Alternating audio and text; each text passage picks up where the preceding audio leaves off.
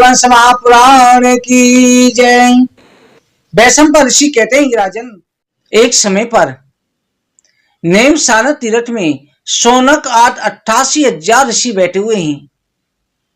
सभी ऋषियों ने श्री सूत जी महाराज से प्रश्न किया कि भगवान, आप व्यास जी के परम प्रिय शिष्य हैं, कृपा करके हमें श्रीमद् भागवत महापुराण का उपदेश दीजिए, क्योंकि आगे चल के कलयुग का आगमन होने वाला है और इस कलयुग में प्राणी अपने धर्म कर्म से भ्रष्ट हो जाता है, धर्म कर्म से प्राणीहीन हो जाता है। ऐसे में श्रीमद् भागवत महापुराण का श्रवण किस प्रकार से किया जाए। श्री सूत जी महाराज कहते हैं कि ऋषिवरों, तुमने संसार में भलाई की इच्छा से बहुत अच्छा प्रश्न किया है। उस परमात्मा को नमस्कार है जिनकी कृपा से हमें श्रीमद् भागवत महापुराण उपलब्ध हुई है। एक समय पर जिस समय सुखदेव जी राजा परीक्षित को श्रीमद् भागवत महापुराण सुनाना प्रारंभ कर रहे हैं, सुखदेव जी महाराज बैठे हैं, राजा परीक्षित को कथा सुना रहे हैं। उसी समय पर देवता अपने हाथ में अमृत का कलश लेकर के आते हैं। अमृत का कलश आकर के सुखदेव जी महाराज को सौंपते हैं और कहते हैं कि हे सुखदेव जी, राजा परीक्षित को जन्मे जी का भय है, राजा परीक्षित को तक्षक का भय है कि तक्षक नाग डस लेगा। आप राजा परीक्षित को ये अमृत पिला दीजिए और कथा रूपी अमृत हमें प्रदान कीजिए। राजा परीक्षित सुखदेव जी की तरफ देख रहे हैं कि देवता किस लिए आए हैं। सुखदेव जी कहते हैं कि राजन, अगर तुम अमृत पीना चाहते हो तो ये अमृत का कलश ऐसे ही पी करके अमर हो जाओगे, और कथा रूपी अमृत पीना चाहते हो सो बताओ। परीक्षित ने कहा, गुरुदेव मुझे नहीं मालूम कि इन दोनों में अंतर क्या है, आप ही स्पष्ट रूप से बताइए कि इन दोनों में अंतर क्या है, किससे क्या प्राप्त होता है। सुखदेव जी बोले, हे राजन, देवताओं का अमृत पियोगे तुम्हें अमृत तो प्राप्त होगा, तुम्हें संसारी भोग प्राप्त होंगे, पर अमृत पीने वाले का भी जिस समय प्रलय होती है अंतिम में विनाश तो तब भी होता है। केवल इसी युग के लिए तुम अमर होगे। और कथा रूपी अमृत पियोगे तो ये कथा रूपी अमृत मेरे गोविंद से मिला देती है, मेरे नारायण से मिला देती है, तुम जन्म मरण से मोक्ष को प्राप्त हो जाओगे। संसार में ना तुम्हारा जन्म होगा ना मृत्यु होगी, मेरे गोविंद का सानिध्य प्राप्त होगा। ये कथा ऐसी है जो संसार से उद्धार कर देती है। श्रीमद् भागवत महापुराण ऐसा अमूल्य अमृत है। परीक्षित ने कहा, गुरुजी मुझे केवल श्रीमद् भागवत महापुराण चाहिए, मुझे अमर नहीं होना, मुझे अपने नारायण को पाना है। ऐसा भाव होना चाहिए। भगवान के प्रति पूर्ण रूप से समर्पित हो जाओ, सच्चे भाव से परमात्मा को समर्पित हो जाओ। देवताओं को लौटा दिया गया। देवताओं ने जाकर के ब्रह्मा जी को बताया। ब्रह्मा जी ने सतलोक में एक तराजू लगाई, एक तरफ में एक पड़ले में श्रीमद् भागवत महापुराण को रखा और दूसरे पड़ले में यज्ञ, जप, तप, दान सभी पुण्य साधन रख दिए। जैसे ही तोला गया श्रीमद् भागवत महापुराण का पल्ला फिर भी भारी रहा, सारे पुण्य रख दिए, सभी वेद पुराण रख दिए। तब आश्चर्य हुआ, इसलिए ये श्रीमद् भागवत महापुराण देवऋषि नारद जी ने भक्ति ज्ञान वैराग को भी सुनाई थी। सनकादिक ऋषियों ने उन ज्ञान वैराग का उद्धार किया था। शौनक जी ने कहा, सूत जी महाराज, नारद जी तो प्राय इधर उधर भ्रमण करते रहते हैं, लोगों में झगड़ा लगाते फिरते हैं, कहीं भी नारद जी की होते हुए शांति हो सकती है? नारद जी कभी किसी को शांत रहने ही नहीं देते। नारद जी की लीला ऐसी है। एक बार भगवान श्री कृष्ण द्वारका में बैठे हैं, रुक्मणी जी साथ में बैठी हैं। भगवान कह रहे हैं, देवी देखो ये दंपत्ति हमारी द्वारका में रहता है, इन पति पत्नियों में बड़ा ही प्रेम है, एक दूसरे को बहुत प्रेम करते हैं, कभी इनमें झगड़ा नहीं होता, ऐसे के घर में मेरा वास होता है। अब नारद जी वहीं बैठे हैं। नारद जी ने कहा, प्रभु ऐसा हो ही नहीं सकता, इनमें झगड़ा मैं करा के दिखा देता हूं। भगवान बोले, ऐसा हो ही नहीं सकता, पति पत्नी दूसरे पर बड़ा विश्वास करते हैं।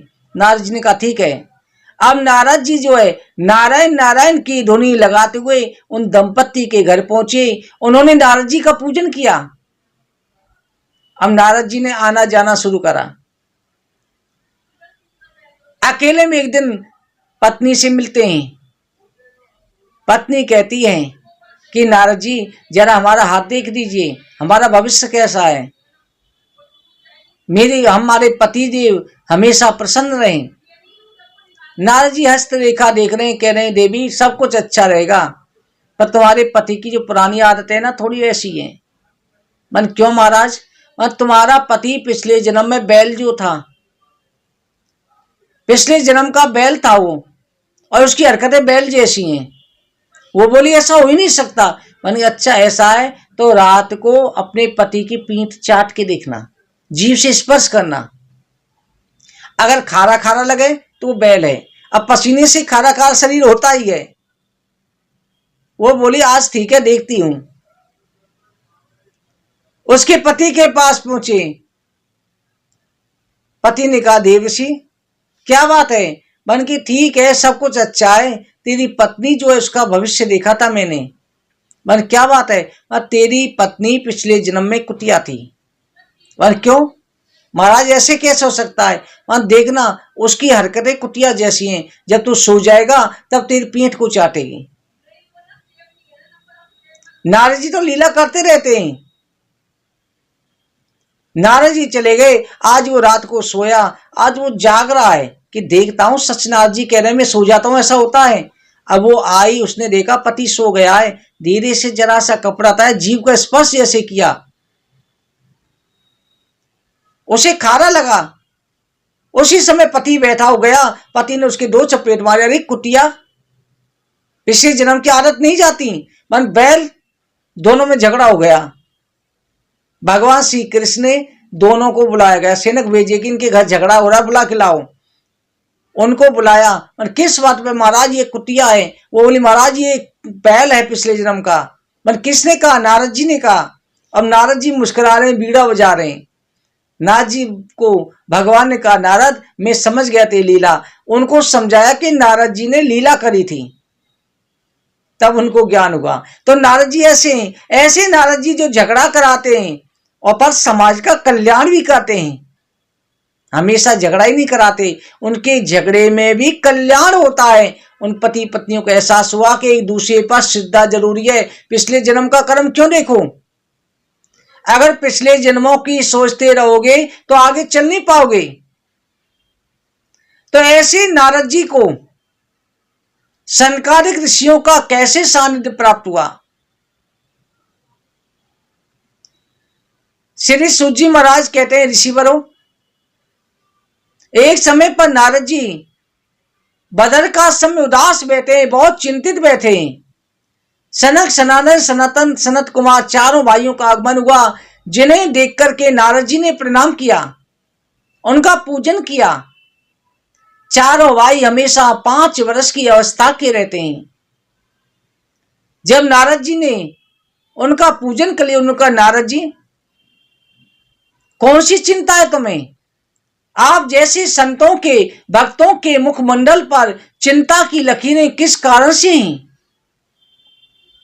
नारद जी बोले कि मेरे सामने विचित्र घटना घटी है। हे मुनिवरों, मैं संसार का भ्रमण करने के लिए निकला, कलयुग का भ्रमण करने निकला कि पृथ्वी पर देखूं कलयुग में कैसा प्रभाव है।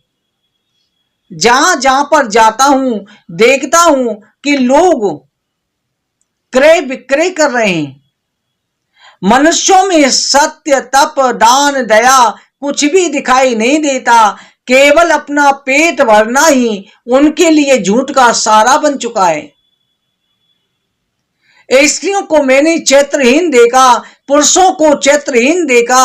माता पिता की लोग सेवा नहीं करते। बेटा अपने पिता को आंखें दिखाता है। परिवार वालों में घर वालों की नहीं चलती, ससुराल वाले पंचायत लगाते हैं। साली साड़ू इनकी ज्यादा चलती है। अपने भाइयों को नहीं मानते, सालों की सलाह लेते हैं। लोग कन्याओं का विक्रय कर रहे हैं। मनुष्य मंदभाग्य आलसी हो गए हैं और जो सन्यासी हैं वो गृहस्थी की तरह बड़े भूख भूख रहे हैं और गृहस्थी है वो गरीबी में भूखा मर रहे हैं। कहीं भी योगी सिद्ध ज्ञानी पुरुष दृष्टि गोचर नहीं हुआ। कलयुग रूपी दावानल में सभी साधन जल करके भस्म हो गए। कभी दावानले नाद्या साधनम भस्मताम गतम, सब कुछ जल करके भस्म हो गया है। सारे संसार में भ्रमण करते हुए मैं देवयोग से वृंदावन में पहुंचा, जहां पर मैं वृंदावन में मन को थोड़ी शांति हुई। परंतु मैंने जमुना जी के किनारे एक अद्भुत घटना देखी। एक युवती स्त्री बैठी हुई है, उसके पास में बहुत सारी स्त्रियां खड़ी हैं। वो स्त्री रो रही है। उसके सामने उसकी गोद में सिर रखे हुए दो बुजुर्ग पुरुष अचेत लेटे हुए हैं। जैसे मैं वहां होकर के निकला, बहुत सारी स्त्रियां उसे धीरज बना रही थीं। उस स्त्री ने मुझे देख लिया और देख के कहती है, भो साधो क्षणम तेस्ता, हे साधु, हे देवऋषि, जरा रुक जाओ, मेरा दुख दूर करते जाओ। हे देवऋषि रुक जाओ, जरा रुको। मैंने जैसे ही आवाज सुनी गया कि देवी तुम कौन हो? तुम्हारे पास में ये बुजुर्ग अचेत कौन हैं? तुम्हारे पास में सब युवती स्त्रियां कौन हैं? तब उस युवती ने हाथ जोड़ के कहा, नारद जी, मेरा नाम भक्ति है। ये मेरे पुत्र ज्ञान वैराग्य हैं। ये सभी स्त्रियां गंगा, यमुना, सरस्वती, त्रिवेणी सभी नदियां हैं। जैसे ही मैंने वचन सुना, माता भक्ति को प्रणाम करा कि हे माँ भक्ति, तुम तो भगवान की प्रिय दासी हो, तुम्हारी मन में क्या चिंता है? कौन सी चिंता है? तब उसने कहा कि हे नारद जी, कलयुग का प्रभाव देखो। माता जवान और बेटा बुजुर्ग, कैसा प्रभाव है? तब मैंने कहा देवी ऐसे कैसे हुआ? तब कहने लगी, उत्पन्नी द्रविणे शाम बरनी करना गते गता, मैं द्रविड़ देश में उत्पन्न हुई और कर्नाटक में जाकर के जवान अवस्था को प्राप्त हो गई। उसके बाद में गुजरात में जाते ही मेरे टुकड़े टुकड़े हो गए। मेरे दोनों पुत्र बुजुर्ग हो गए। मेरे शरीर को भी बुढ़ापा आ गया। शरीर चलने फिरने में अस्वस्थ रहा। गुजरात में मुझे लोगों ने टुकड़े टुकड़े कर दिया। पाखंडियों के पाखंड में मेरी खंड खंड हो गई। वहां से मैं चल करके प्रभु के धाम गोलोक धाम वृंदावन में जैसे ही आई, वृंदावन में आते ही धन्यम वृंदावनम तेना भक्ति नित्यति यत्र चा, ये वृंदावन धाम रण्य है जिसके स्पर्श करते ही मैं जवान हो गई। ये वृंदावन भक्ति का खान है, परंतु मेरे दोनों पुत्र अचेत होकर गिर पड़े। मैं इसी विपरीत अवस्था में रो रही हूं। माता, जवान, बेटा, बुजुर्ग वो भी अचेत हो गए। ये कलयुग का कैसा असर है। नारद जी, राजा परीक्षित ने इस दुष्ट कलयुग को जीवित ही क्यों छोड़ा? देवर्षि नाथ जी कहते हैं कि देवी, जब राजा परीक्षित कलयुग को मारना चाहते थे, एक राजा परीक्षित ऐसे हुए भक्तों जो कलयुग पर विजय पाई है, जिसने युगों को भी चरणों में झुका दिया। ऐसे मान प्रतापी राजा परीक्षित थे। जिस समय पर राजा परीक्षित कलयुग को मारना चाहते हैं, उस समय कलयुग ने हाथ जोड़ के कहा, भगवान मेरे अंदर अवगुण अवगुणी नहीं, गुण भी है। जो फल और युगों में करोड़ों वर्ष, हजारों वर्ष तपस्या करने से प्राप्त होता, कलयुग केवल नाम आधारा, सुमर सुमर भव उतरे पारा। कलयुग में केवल भगवान का नाम लेने से प्राणी का उद्धार हो जाता है। यत्फलं नास्ति तपसा न योगेन समाधिनः, तत्फलं लभते सम्यक कलौ के सब कीर्तनात्। जो फल और युगों में तपस्या करने से, योग समाधि से दुर्लभ था, वो केवल भगवत नाम जप करने से, भगवत कीर्तन करने से कलयुग में प्राप्त हो जाता है। इसी गुण के कारण कलयुग में भगवान की प्राप्ति होती है। राजा परीक्षित ने से जीवन दान दे दिया था, परंतु कलयुग के अंदर विप्रे भागवती वार्ता गे गे जने जने करता कर लोभेन कथा सार सतो गता। कलयुग में लोग कथा का विक्रय करते हैं। घर घर में जाकर के लोग कथाओं का वर्णन करते हैं। बिना बुलाए घर घर में जाकर के भागवत की कथा करेंगे, इससे भगवान की कथा का महत्व कम हो जाएगा। पहले कथा किसी एक गांव में होती थी तो आसपास के गांव भी एकत्र हो जाते थे। आज के समय तो घर घर में व्यास बन गए हैं, जिन्होंने वेदों का अध्ययन नहीं करा, शास्त्रों की पढ़ाई नहीं करी, वैष्णव पद प्राप्त नहीं किया, वो भी कथावाचक बन गए हैं।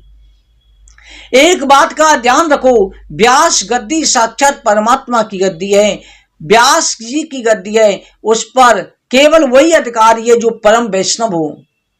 आज के समय पर आधा अधूरा ज्ञान प्राप्त करके राजनीति करने के लिए कथा की गद्दी पर बैठे हैं। जिनको धर्मों का ज्ञान नहीं, मंत्रों का उच्चारण गलत कर रहे हैं, वो भी भागवत कथा कर रहे हैं। वो स्वयं तो नरक में जाते हैं, परंतु जो उस कथा को श्रवण करता है उनको भी अपने साथ ले जाते हैं, जो उसे करवाता उसको भी साथ ले जाते हैं। ये क्या है? कथा की गद्दी पर बैठकर के फिल्मी गाने गाए जा रहे हैं, नौटंकी की जा रही है, बंदूकों की गोलियां कथा की गद्दी पर बैठ के चला रहे हैं, ये धर्म को भ्रष्ट कर रहे हैं। ऐसे लोगों से तो कथा श्रवण करना भी पाप है। भागवत कथा श्रवण करो तो वैष्णव से करो कि जो भगवान का भक्त हो, किसी भी धर्म का हो। कहते हैं कि जाति जन्म लेने से नहीं, जो कर्म करता है, मांस मदिरा प्याज लहसुन का भी सेवन नहीं करता, ब्रह्मचर्य, पत्नी के अलावा किसी और को बुरी दृष्टि से नहीं देखता, वही भागवत कथा के ज्ञान का अधिकारी है। और आज के समय पर कलयुग हो सो पंडित हो सो गाल बजावा। कलयुग में केवल जो पाखंड फैलाते हैं, किसी भी धर्म के हो, सभी ब्राह्मण बन जाते हैं। हम ये नहीं कहते कि आप ब्राह्मण कथा नहीं कर सकते, कथा सभी कर सकते हैं, पर उसके लिए अगर ब्राह्मण है, उसे ज्ञान नहीं है, या वो धर्म कर्म सही नहीं करता, उसके गुण ठीक नहीं है, तब भी अधिकारी नहीं है। और चाहे किसी भी जाति धर्म का हो, अगर वो सात्विक जीवन जी रहा है, वैष्णव जीवन जी रहा है, धर्म का पालन करता है, तो भागवत कथा का अधिकारी है। भागवत कथा का कभी क्रय विक्रय नहीं किया जाता। धर्म कर्म में होती है, पर इसके साथ में कराने वाले की भावना से होनी चाहिए। पर आज के समय पर यजमान भी ऐसा चाहता है कि हमारे जो कथावाचक हैं थोड़ी नौटंकी दिखाएं, ड्रामा करें, जिससे लोगों को हंसाएं। आज के समय इस कलयुग में भागवत कथा की, भगवान की लीलाओं में आनंद नहीं, आजकल ड्रामा देखने में आनंद आता है कि चलो इधर उधर की स्टोरी करेंगे, इधर उधर की बातें करेंगे, उनके सैन मटक्का देखेंगे, इस चीज पर आनंद आता है। यही कारण पतन का है। जागो, अपने धर्म का मजाक मत बनने दो। सनातन धर्म को जो गलत बोल रहा हो, गद्दी से गलत उपदेश देता है, भगवान के बारे में झूठी अफवाह फैलाता है, तुरंत बहिष्कार करो। और ये कलयुग में नारद जी कहते हैं देवी, इसलिए कलयुग में प्राणी नास्तिक हो जाते हैं। तीर्थों में जो देवता निवास करते थे वो चले जाते हैं, क्यों तीर्थों में पाखंडी भ्रष्ट लोग जाकर के बस जाते हैं पैसों के बल पर। मनुष्यों की प्रगति आश्रय इस कलयुग में हो गई है। ये पृथ्वी स्पर्श योग नहीं रह गई, चारों अनाचार फैल गया है। ऐसे समय में धैर्य को धारण करना ही ज्ञानी का कर्म है। ये वृंदावन की भूमि धन्य है, जहां पर तुम्हें भगवान का सानिध्य प्राप्त हुआ, जवान अवस्था प्राप्त हुई, तुम्हारा बुढ़ापा चला गया। धन्यम वृंदावनम तेना भक्ति नित्यति यत्र चा। कहते हैं वृंदावन की इतनी महिमा है। वृंदावन की गैल में मुक्ति पड़ी बिलखाई, मुक्ति कहे गोपाल सो मेरी मुक्ति बताई। मुक्ति वृंदावन की गैल में कहती हूँ, हे प्रभु मैं संसार को मुक्ति देती हूँ, मेरी मुक्ति कैसी होगी। तब भगवान ने कहा पड़ी रहो जागैल में, साधु संत चले जाए, उड़े उड़े रज मस्तक लगे, सहज मुक्ति हो जाए। इस रज में पड़ी रहो, ब्रज रज में पड़ी रहो, साधु संत भक्त जन जाएंगे, उनके चरणों की धूल उड़ के तेरे मस्तक पर लगेगी, सहज में मुक्त हो जाएगी। तभी तो वृंदावन को कहते हैं कर्म धर्म या बटत जेवरी, मुक्ति भरे या पानी, वृंदावन के राजा दोनों श्याम राधिका रानी। ऐसा वृंदावन धाम है। वृंदावन की महिमाओं का भी आगे वर्णन आएगा। श्रीमद् भागवत महापुराण की ये कथा श्रवण करें, हर प्रकार के पाप ताप संताप दूर हो जाते हैं। जिनको संतान की प्राप्ति नहीं होती, निश्चित रूप से संतान की प्राप्ति होती है। नौकरी नहीं लग रही, नौकरी लगती है। विवाह की रुकावट दूर होती है, घर का प्रतिदोष दूर होता है। अर्थ धर्म काम में मोक्ष देने वाली ये श्रीमद् भागवत महापुराण को नमस्कार है। भक्तों, आगे की कथा अगली वीडियो में वर्णन करेंगे। आज की इस अध्याय की कथा पे विश्राम करते हैं। जय जय श्री राधे, जय जय श्री राधे, जय जय श्री राधे।